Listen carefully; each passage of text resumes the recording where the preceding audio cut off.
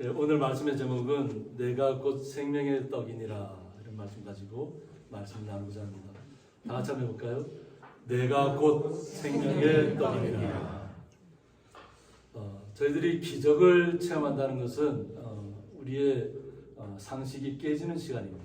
우리의 기존에 갖고 있던 생각이 틀이 깨어지는 시간인데, 예수님께서 기적을 베풀었을 때 그것에 그 말씀을 들었던 또 그 기적을 체험했던 분들이 생각이 어떻게 변화되는가 하는 것입니다. 지난번에 저희들이 오병이어의 기적에 대해서 한번 말씀으로 살펴봤는데, 오늘은 그 오병이어의 기적이 있고 나서 그 말씀을 들었던 사람들이 어떻게 변화된 모습으로 예수님에게 다가왔을까 하는 것입니다. 남자의 수가 약 5천 명이었고, 또 그래 학자들이 그것을 기록을 따져보면 뭐 아이들, 여자분들 이렇게 해서 따져보면 거의 한 2만 명 정도 되었을 것이라 이렇게 얘기합니다. 산 위에서 그 수많은 사람들이 그 기적을 체험했다는 거죠. 오병이어를 가지고 그 수많은 사람들이 먹고 12강질이나 남았다고 하는 것입니다. 그런데 그 다음부터 변화된 시간이 어떻게 변화오냐면, 예수님을 향해서 우리의 왕이 되어달라, 세상의 왕이 되어달라, 이런 이야기가 나온다는 거예요. 예수님께서는 우리를 영원한 세계로 이끄시기 위해서 이 땅에 오셨는데, 그 기적을 체험한 사람들은 어떻게 받아들이냐면, 세상에 없는 이런 이적을 베푸는 분은 바로 우리의 왕이 되어야 된다는 거죠. 왜 우리의 왕이 되어야 한댔습니까? 실제적인 이스라엘 진정한 통치자는 없다는 거예요. 그러니까 로마의 압제잖아요. 로마 시대 압제, 어떤 식민시대에 살고 있다 보니까 분봉왕들이 다스리긴 다스리지만 자신들은 거기에 만족할 수가 없다는 거죠. 오히려 선지자를 죽이는, 세례 요한을 죽이는 그런 어처구니 없는 일들도 발생하게 되고, 그러니까 사람들이 갑자기 예수님을 갖다에게로 갑자기 우리의 왕이 되어달라, 갑자기 어떻게 보면 봉기하자는 거죠. 기존의 왕들을 쫓아내고 그냥 그 예수님께서 함께 하시면 이런 오병이어의 기적을 일으키는 분이 있다면 우리가 못할 일이 뭐가 있냐는 거죠. 그러니까 예수님께서 말씀을 전하시고 기적을 베푸신 것을 이해를 못하면 이런 엉뚱한 상상력을 발휘하게 된다는 거죠. 그러니까 예수님께서 너무나도 어떻게 보면 말씀을 이해하지 못하고 기적을 온전히 체험하지 못하는 그들에게서 좀 물러나고 싶었던 것 같아요. 너무 사람들이 자신을 왕으로 삼고자 하고 막 달려오니까, 그래서 예수님께서 다시 그냥 산으로 이렇게 가버리십니다. 혼자 따로 제자들은 두고 혼자서 이렇게 떠나가게 되는데, 그래서 기다려도 예수님, 제자들이 기다려도 예수님 오지를 않으시는 거예요. 그래서 이거 할 수 없으니까 그럼 자기들이 타고 있는 배를 갖다 노를 저어서 이제 다시 디베라 바다에 다시 나가게 되는 것입니다. 바다에 나가면서 보니까 갑자기 또 10여리 좀 지나갔는데 한 10리 정도 이렇게 이제 배를 몰고 나갔는데 갑자기 뭐 풍랑이 오고 막 파도가 거칠어지는 거예요. 그러니까 제자들이 두려움에 떨 수밖에 없는데, 갑자기 그 두려움을 떨고 있는 제자들에게로 예수님께서 바다 위를 걸어서 이렇게 오시는 거예요. 풍랑이는 바다를 걸어서 오신 예수님을 보는 제자들의 마음은 어떨까요?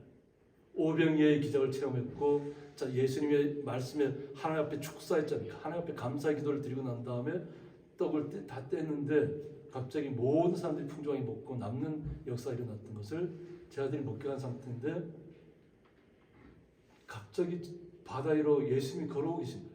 근데 처음에 예수님인 줄 몰랐다는 거예요. 그러니까 혹시라도 뭐 두려움에 떠는 거죠. 안 그래도 풍랑이라서 막 두렵고 떨리는데 갑자기 바다 위를 걸어오는 사람이 있다면 보통 귀신이 아닌가 이렇게 생각할 수 있잖아요. 그러니까 막 두려워 떠니까 예수님께서 하신 말씀은 내니 두려워하지 말라고 얘기합니다. 예수님이 본인이라는 거예요. 그러니까 두려워하지 말라. 그리고 이제 예수님과 함께 제자들이 그 배를 타고 이제 가버나움으로 이제 가게 됩니다. 그래서 이 파란 표시 이렇게 가다니 이제 가버나움입니다. 그래서 건너편 지역에서 이렇게 다시 이제 바다를 가로질러서, 그래서 보통 이렇게 그 기록을 따 보면 한 12km 정도 된다 이렇게 생각해요. 그래서 그 횡단을 있기 때문에 옆으로. 그래서 예수님께서 그곳에 와서 사람 다시 그곳에 가버나움에 와서 또 있습니다. 그러니까 사람들이 또 예수님을 찾아다니던 사람들이 예수님을 계속 찾아다니는 거예요. 자신들은 기적을 체험했다는 거죠. 기적을 체험했으니까 어떻게든 예수님을 갖다가 우리의 왕으로 모셔야 된다 이런 생각을 가지고 예수님에게로 몰려왔다는 거죠. 그러면서 와서 어떤 얘기를 하냐면 계속해서 간구하는 거죠. 그런데 예수님께서 어떤 방식으로 얘기했냐면 너희들이 지금 나한테 다가온 것은 뭐냐면 나에게 생명을 은혜를 입고 하나님의 나라를 경험했기 때문에 온 것이 아니라 떡을 먹은 가득 같다. 그러니까 예수님에게 오면 굶주리지 않는다는 거예요. 그러니까 육신적으로 굶주리지 않을 수 있다는 확신이 섰다는 거죠. 그러니까 적은 것을 가지고도 5천 남자의 수만 5천 명 거의 뭐 아이까지 따지면 한 거의 2만 명 되는 사람들이 그 기적을 체험했잖아요. 그러니까 예수님에게 다가오는 것이 하나님의 나라를 우리에게 달라고 하는 것이 아니라 예수님 곁에만 있으면 모든 문제가 해결된다는 의식하에서 찾아오고 있다는 거예요. 그러니까 예수님께서 그들을 내치시는 거예요. 자신이 온 목적을 온전하게 이해하지 못한다는 것입니다. 그래서 6장 33절에서 뭐라고 얘기하냐면 하나님의 떡은 하늘에서 내려 세상에 생명을 주는 것이라고 말합니다. 하나님의 떡, 하늘에서 내려온다는 거죠. 그런데 이것은 뭐냐면 세상에 생명을 주기 위한 것이라는 거죠. 오늘 말씀의 주제도 생명의 떡입니다. 그런데 예수님께서는 어떻게 세상에 생명을 주기 위해서 왔다는 것입니다. 이것은 예수님 자신을 이야기하는 것입니다. 하늘에서부터 이 땅에 와서 세상에 생명을 주기 위해서 왔는데 사람들은 눈에 보이는 떡을 찾고 있다는 거예요. 육신의 굶주림을 해결할 수 있고 로마 시대의 압박에서 벗어날 수 있는 사람은 지금 당장 예수님밖에 없다는 확신이 들었다는 거예요. 그러니까 세상적인 문제를 해결하기 위해서 예수님에게 다가왔다는 것입니다. 그러니까 예수님은 그것이 아니라는 겁니다. 그들이 이르되 주여 이 떡을 항상 우리에게 주소서. 어떻게 달라고요? 항상 우리에게 달라는 거예요. 그럼 굶주리지 않겠다는 거예요. 그러니까 우리가 하나님께서 예수님께서 얘기한 방식하고 이 받아들이는 사람들하고 생각의 괴리가 있다는 거예요. 예수님은 하늘에서 내려온 생명의 떡을 이야기하고 있는데 그 떡을 매일같이 달라는 거예요. 매일같이. 우리의 육신이 부족하지 않도록 갈급함이 없도록 항상 채워달라는 거예요. 그러니까 예수님께서 이 땅에 오신 목적과 기적을 베푸시는 것을 이해하는 방식이 틀리다는 거예요. 예수님께서 기적을 베푸는 것은 세상에서 할 수 없는 일들을 베푸시는 거예요. 기적을 베푸는 것은. 그리고 하나님의 나라가 있다는 것을 알라고 하는 거예요. 그리고 하나님께서 세상에 생명을 주기 위해서 자신을 이 땅에 보냈다는 것이에요. 그런데 사람들은 기적이라는 것을 체험한 다음부터는 육신의 왕을 만들기 위해서 육신의 어떤 무력을 채우기 위해서 우리의 왕이 되어달라는 거예요. 접근하는 방식이 완전히 틀리다는 것입니다. 그러니까 예수님께서 말씀하시기를 나는 생명의 떡이니 내게 오는 자는 결코 줄이지 아니할 것을 얘기합니다. 생명의 떡을 자신이 내게 오는 자는 결코 줄이지 않는다. 예수님을 믿기만 하면 영원한 생명을 얻었기 때문에 결코 줄이지 않을 것이라는 것을 얘기하는 것입니다. 그런데 이해할까요? 그것을 받아들인 이스라엘 그 주변에 모였던 사람들이 가버나움에 모였던 사람들이 이해할 수 있을까요? 전혀 이해하지 못한다는 것입니다. 나를 믿는 자는 영원히 목마르지 아니하리라. 예수를 믿으면 어떻다고요? 영원히 목마르지 않는다. 영원히 목마르지 않는다. 저는 아침에도 지금 계속해서 물을 마시고 있잖아요. 우리의 육신은 물을 마시지 않으면 죽습니다. 우리의 몸을, 이게 성분이 몇 프로가 우리의 물로 돼 있다 그러죠? 70%가 물로 돼 있어요. 70%. 그러니까 물은 우리에게 생명의 필수 조건이에요. 그런데 예수님을 믿기만 하면 영원토록 목마르지 않는다. 이것이 이제 그 당시에 이제 가버나움 지역의 그 사실인데 지금 현대의 모습이죠. 옛날 모습은 그 지금 다 이렇게 돌집이 그 뒤쪽으로 이렇게 흔적만 있는 것이 다 옛날에 살았던 주거지입니다. 돌로 된 주거지인데 지금은 베드로의 장보가 있었던 곳, 그래서 베드로 기념교회를 이렇게 거기다 이렇게 지어놓고 또 해당 유대인들의 해당이 있고, 그래서 그것을 갖다 지금 유적지로만 남아 있습니다. 그런데 이 가버나움 지역이 그 당시에는 굉장히 풍요한 지역이었다는 것입니다. 뭐냐면 나옴의 마을이라는 뜻을 갖고 있는데 갈릴리 호수 북서쪽 연안의 어촌이면서 예수님의 갈릴리 사역의 중심 무대 중 한 곳이었습니다. 그리고 로마 군대가 또 주둔을 했고 세관이 있었으며 베드로의 장모가 살던 곳이기도 합니다. 그런데 예수님께서 이렇게 항상 말씀하시지만 오히려 이런 풍요로운 지역에 있는 사람들이 예수님을 믿지 않는 거예요. 그러면서 그들은 어떤 생각을 갖고 있냐면 서로 수근거려서 이야기하기 시작했다는 거예요. 예수님께서 생명의 떡이라고 말씀하십니까? 분명히 나사렛 지역에서 우리가 알던 사람인데 목공이었는데 그의 아버지가 목공이었고 또 예수님께서도 그 일을 함께 했을 거 아니에요. 그러니까 자신들의 생각으로는 이해하지 못한다는 거죠. 분명히 우리의 그 나사렛이라는 또 지역에 살고 있으면서 지금 우리 번화한 도시로 지금 와서 함께 생활하고 있는데 기적을 보고 체험은 했지만 그냥 인간적인 면만을 바라보는 거예요. 그러니까 하나님께서 이 땅에 오신 그리스도라는 것을 이해하지 못한다는 거예요. 기적은 체험했지만 마음에서부터 이해가 되지 않는다는 거죠. 그러니까 생명의 떡에 대해서 이해를 하지 못한다는 거죠. 아니 왜 생명의 떡이지?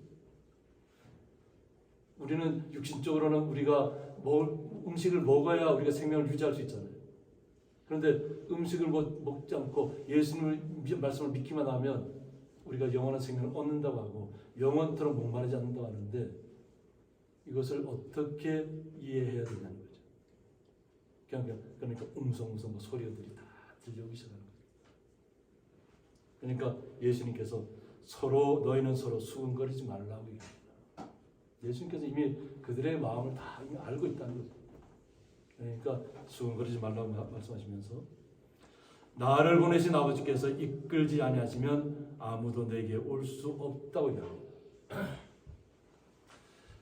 나를 보내신 아버지께서 하나님께서 자신을 이 땅에 보내셨다는 육신의 몸으로.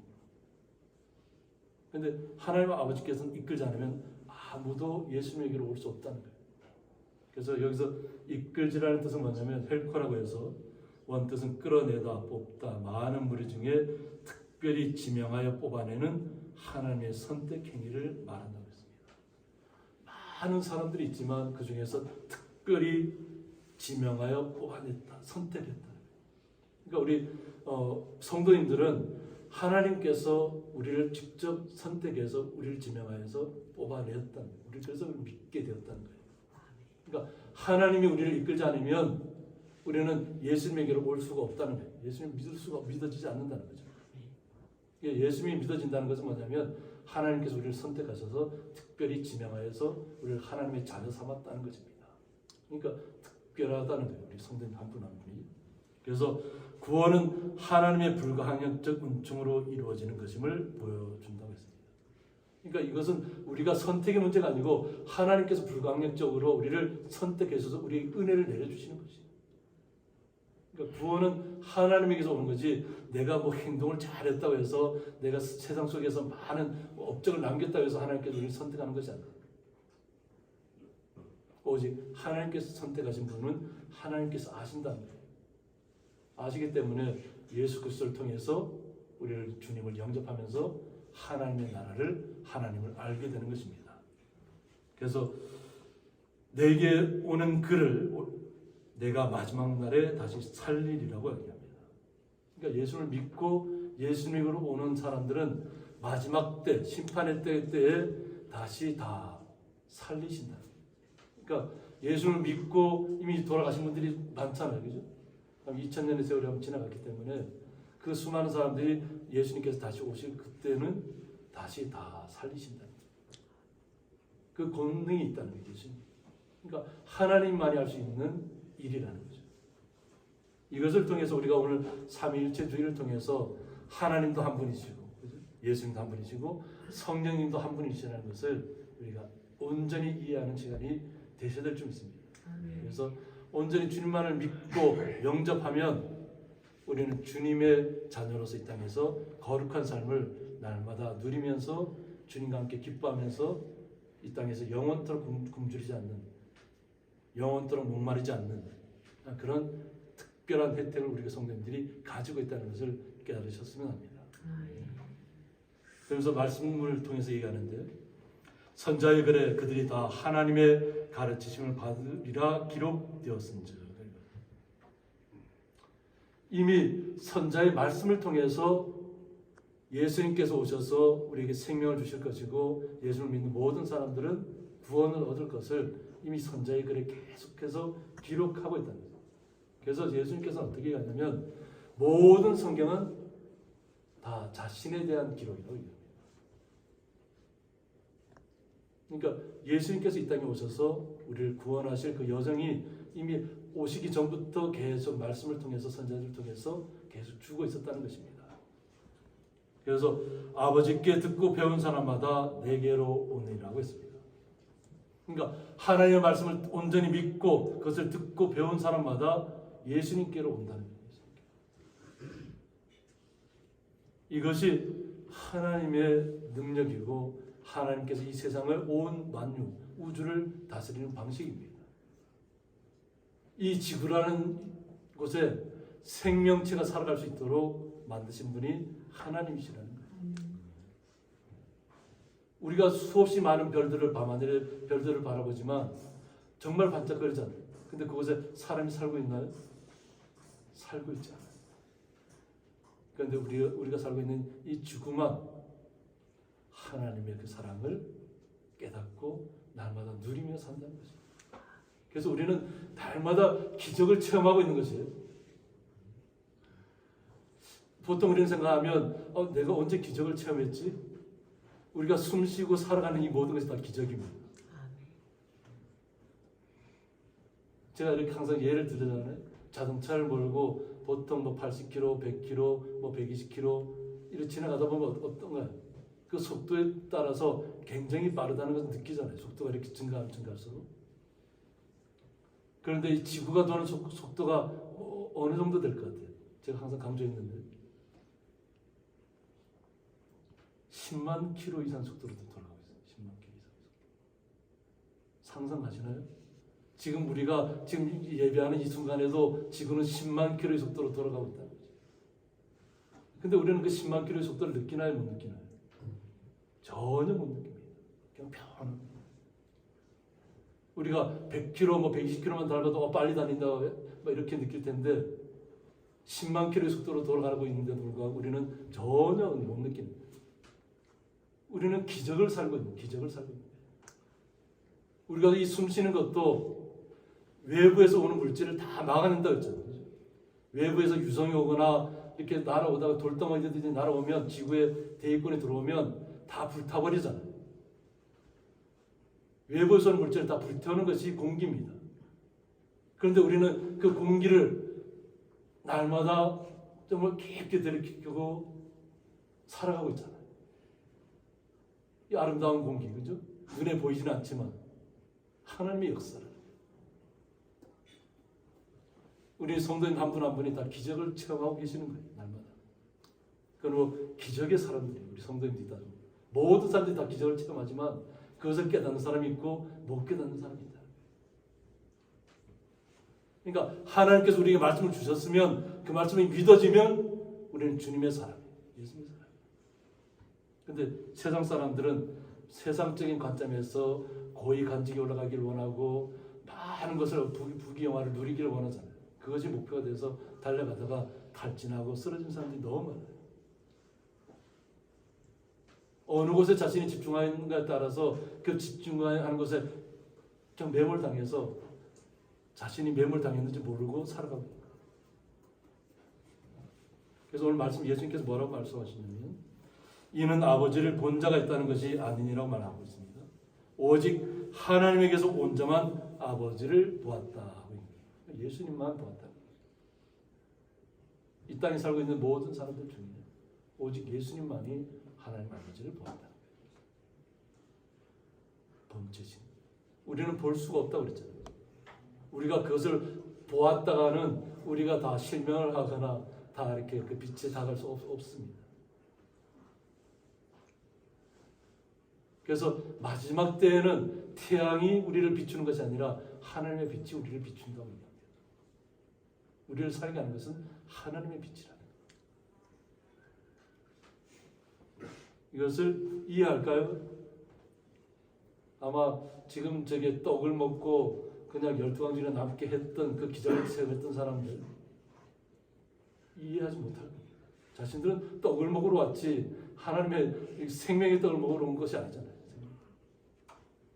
단지 주님 예수님 같은 분이면 이 땅을 우리를 다스릴 왕이라는 그 확신은 섰지만 하나님의 나라에까지는 이르지 못했다는 거예요. 생각의 깊이가 깨닫지 못했다는 거죠. 그러니까 그들의 마음이 혼란스러워질 수밖에 없습니다. 제자들도 마찬가지잖아요. 제자들도 그것을 체험했고 예수님께서 바다 위를 걸어오셨잖아요. 한 10여리 정도 이렇게 간 상태에서 풍랑일 때 예수님께서 바다 위를 걸어오셨다는 것을 직접 보았잖아요. 그러니까 예수님은 신이라는 것을 알고는 있지만 그들의 관점에 예수님께서 마지막 때까지 그 부활 승천하시기 전까지는 못 깨닫는 것이 제자들이에요. 우리는 말씀으로 이미 깨닫고 있지만 그 현장에 있던 사람들은 깨닫지 못하는 시간이에요. 그러니까 예수님께서 말씀하십니다. 진실로 진실로 너희에게 이르노니 믿는 자는 영생을 가졌다고 얘기합니다. 누가 영생을 가졌다고요? 믿는 자가 영생을 가졌다.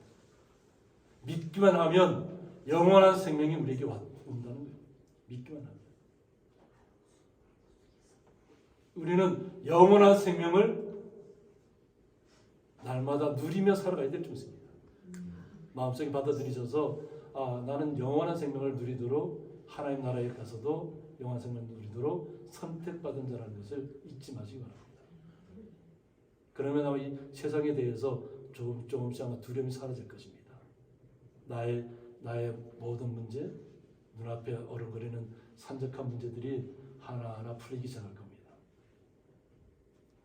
영원한 생명을 가진 사람이 무엇을 두려워하겠습니까? 그러면서 내가 곧 생명의 떡이라고 말씀합니다. 예수님께서는 항상 생명의 떡이라고 말씀하셨잖아요. 예수님은 자신을 드러내신 거예요. 하나님의 나라에서 왔다는 거죠. 그리고 세상을 구원하기 왔다. 영원한 생명을 주기 위해서. 그런데 이것을 갖다가 이해했다고 그랬어요? 못 이해했다고 그랬어요? 이해 안 된다는 거예요. 현장에 있는 사람들은 이해가 안 된다. 아니 왜 듣도 못한 얘기를 해서 혼란스럽게 만드자 이렇게 아마 생각했어요. 그냥 당장 우리의 권력자가 돼서 왕이 되어서 우리를 이끌고 로마의 군대를 다 물리쳐내고 그냥 자신들만 뚜렷하게 서는 나라를 원했을 텐데 예수님은 이 땅의 어떤 것에 만족하는 삶을 원하시는 것이 아니라는 거예요.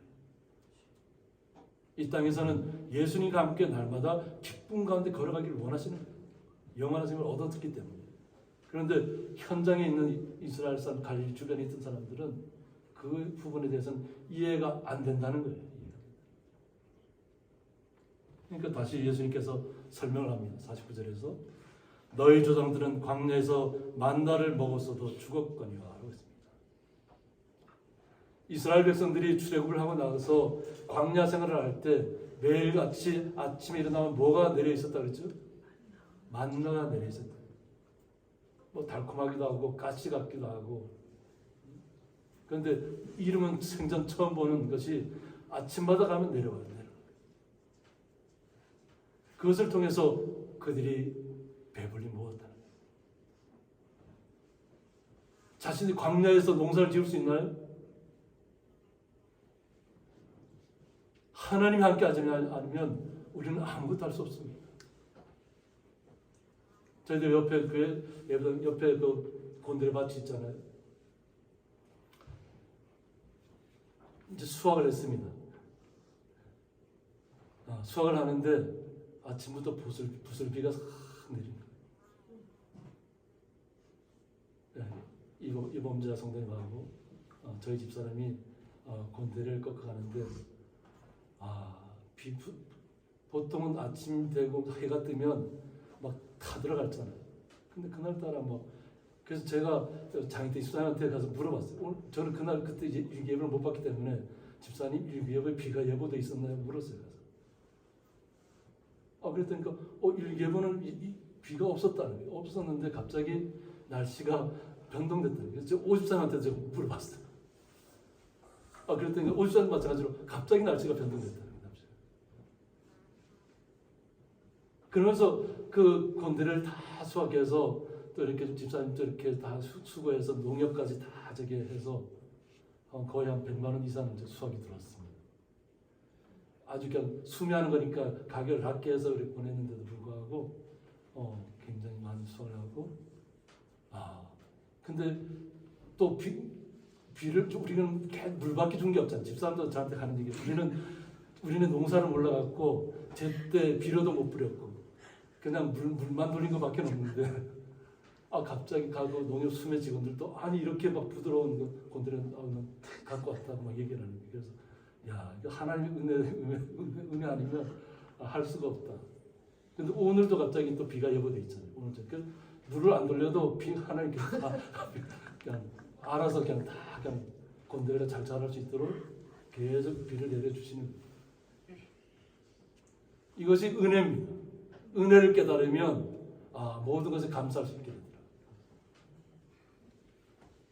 이스라엘 백성도 마찬가지로 40년 동안 광야 생활하면서 만나를 매일같이 먹었잖아요. 그럼에도 불구하고 원망하고 불평하고 온전히 믿지 못해서 결국은 온전히 믿지 못한 그들은 다 광야에서 죽었다는 거예요. 하나님의 말씀 그대로 믿고 실천한 사람들만 이 이스라엘 가나안 땅에 들어가게 됐다는 것입니다. 그래서 예수님께서 얘기하는 것이 이는 하늘에서 내려오는 떡이라고 합니다. 만나가 하늘에서 내려오는 떡이라는 거죠. 그런데 사람으로 하여금 먹고 죽지 아니하게 하는 것이라고 했습니다. 먹고 죽지 아니하게 하는 것이다. 하나님이 함께 하셔서 그들을 살리셨다는 거예요. 그런데 예수님께서는 이스라엘 백성들은 그냥 그 만나에 이렇게 만족했을지 몰라도 예수님께서는 나는 하늘에서부터 내려온 살아있는 떡이라고 얘기합니다. 예수님은 무슨 떡이라고요? 살아있는 떡이라고. 오병이어의 기적을 베푼 것이 그냥 떡을 먹고 내 육신의 배를 채우기 위한 것이었다면 그것은 실패라는 것입니다.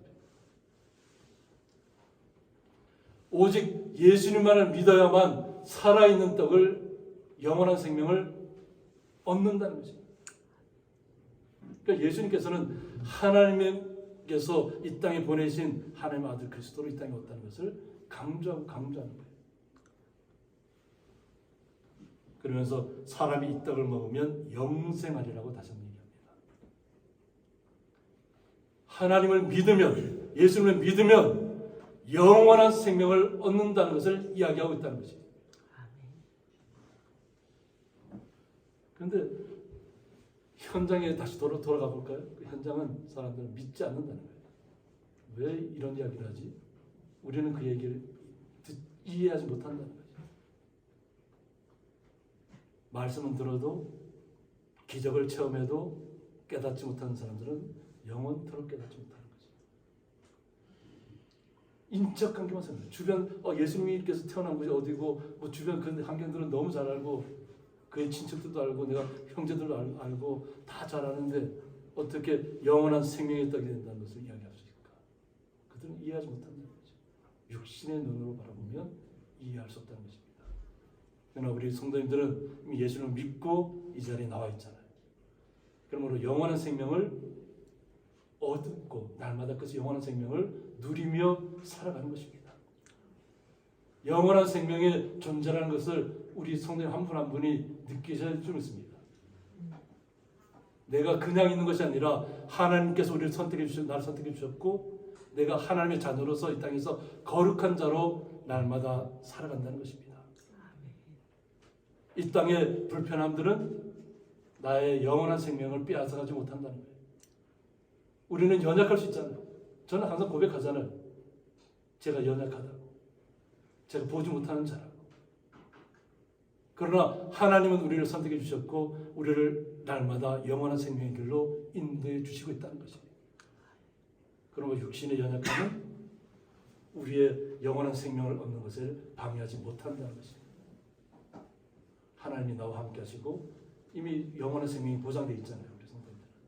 그러니까 날마다 기쁨으로 날마다 스마일 하시면서 그 기쁨을 날마다 나누시기 바랍니다. 우리 성도님들이 한번 웃을 때마다 우리 주변이 환하게 밝아질 줄 믿습니다. 그것이 바로 예수를 믿었다는 것 때문입니다. 그리고 예수를 믿었을 때 영원한 생명이 나에게 왔다는 것입니다. 그러면서 예수님께서 다시 한번 말씀하십니다. 내가 줄 떡은 곧 세상의 생명을 위한 내 살인이라고 말씀하고 있습니다. 내가 줄 떡은 그들은 무슨 떡을 원한다고요? 육신의 배를 채울 떡을 구하고 찾아왔는데 육신의 자신의 왕으로 추대하려고 찾아왔는데 세상의 생명을 위한 내 살이다. 이것은 무엇을 의미하냐면 사륵스라고 해서 몸, 소마하고는 또 구별된다고 합니다. 그래서 여기서는 인류의 구원을 위해 친히 십자가를 지시고 그 위에서 찢기신 예수 그리스도의 육신을 상징한다고 했습니다. 결국 이런 그리스도의 육신을 먹는다는 말은 예수 그리스도의 십자가 죽음과 부활을 믿고 인정하는 것을 뜻한다고 했습니다. 그러니까 어떻게 보면 그 현장에 있는 이스라엘 사람들, 갈릴리 사람들은 부활을 체험하지 아직 못한 상태잖아요. 그러니까 영원한 사람이 한번 죽으면 끝난다고 생각하고 있는데 사두개인이 특히 그렇잖아요. 내세를 믿지 않고 있잖아요. 그러니까 이 땅에서만 삶이라고 끝난다고 생각하는데 마찬가지로 일반 모든 사람들이 그런 삶을 생각을 갖고 있을 거라는 거예요. 그런데 예수님께서는 우리가 살고 있는 세상으로 끝나는 것이 아니라 영원한 세상, 날마다 기쁨이 넘치는 곳, 날마다 주님을 찬양하는 곳. 오늘 장로님 얘기하신 것처럼 예수는 우리 친구처럼 예수님께서 이렇게 비유를 들 때 친구에 대해서 어떻게 했냐면 친구는 그냥 거리낌 없이 내가 친구를 위해서 죽을 수도 있다. 나의 형제 같은 친구라. 예수를 믿기만 하면 예수는 우리의 모든 것이 되어줄 줄 믿습니다. 그래서 예수님께서 우리를 위해서 십자가에 죽으셨고 또 그래서 다시 부활하셨고 또 영원한 하늘 나라로 옮겨지신 것을 깨달았습니다. 그리고 예수님께서 우리가 성령 강림절 오순절 체험을 통해서 성령 하나님께서 이 땅에 우리에게 오셨다는 것을 우리가 알고 있습니다. 그래서 삼위일체가 완성되는 것입니다. 우리는 그 예수님을 믿고 지금 이 자리에 있습니다. 우리 성도 옆에 있는 분한테 미소 한번 보여주시는 웃는 모습 한번 보여주시는. 우리는 영원한 생명의 동지입니다. 영원한 생명.